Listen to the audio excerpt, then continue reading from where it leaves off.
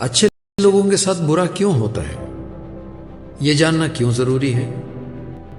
जब हम देखते हैं कि अच्छे लोगों के साथ बुरा होता है तो हमें यह सरासर अन्याय लगता है।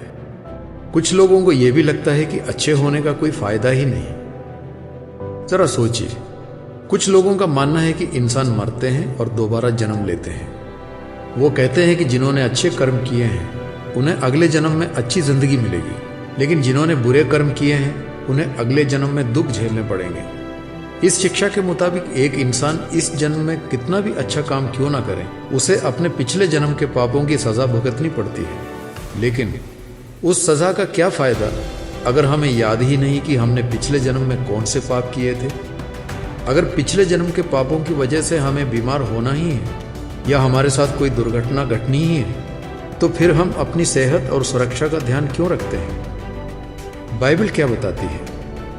परमेश्वर इंसानों पर तकलीफें लाकर उन्हें सजा नहीं देता। इसके बजाय ज्यादातर मामलों में लोग इत्तेफाक से कहीं होते हैं और उनके साथ अचानक कुछ बुरा हो जाता है। ना तो सबसे तेज दौड़ने वाला दौड़ में हमेशा जीतता है, न वीर योद्धा लड़ाई में हमेशा जीतता है, न बुद्धिमान के पास हमेशा खाने को होता है, न अक्लमंद के पास हमेशा दौलत होती है, और न ही ज्ञानी हमेशा कामयाब होता है। क्योंकि मुसीबत की घड़ी किसी पर भी आ सकती है और हादसा किसी के साथ भी हो सकता है। पाप करने की फितरत होने से हमें तकलीफें झेलनी पड़ती हैं। बहुत से लोगों का मानना है कि पाप का मतलब है कोई अपराध करना या कानून तोड़ना, लेकिन बाइबल के मुताबिक पाप सिर्फ बुरे काम करना नहीं, बल्कि एक फितरत भी है जो अच्छे बुरे सभी इंसानों में जन्म से होती है। ये फितरत इंसानों को अपने पहले माता पिता से मानो विरासत में मिली है। इस वजह से उनका झुकाव हमेशा गलत कामों की तरफ होता है। मैं जन्म से ही पाप का दोषी हूं। जब मैं मां के गर्भ में पड़ा तब से मुझ में पाप है।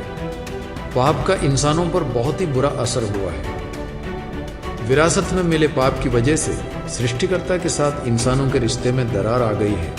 यही नहीं, ईश्वर की बाकी सृष्टि के साथ भी उनका तालमेल बिगड़ गया है। नतीजा ये हुआ है कि हर एक इंसान और पूरा समाज भी बहुत दुख और तकलीफें झेल रहा है। जब मैं अच्छा करना चाहता हूं तो अपने अंदर बुराई को ही पाता हूं। सारी सृष्टि एक साथ कराहती और दर्द से तड़प रही है। अच्छे लोगों के साथ बुरा क्यों होता है?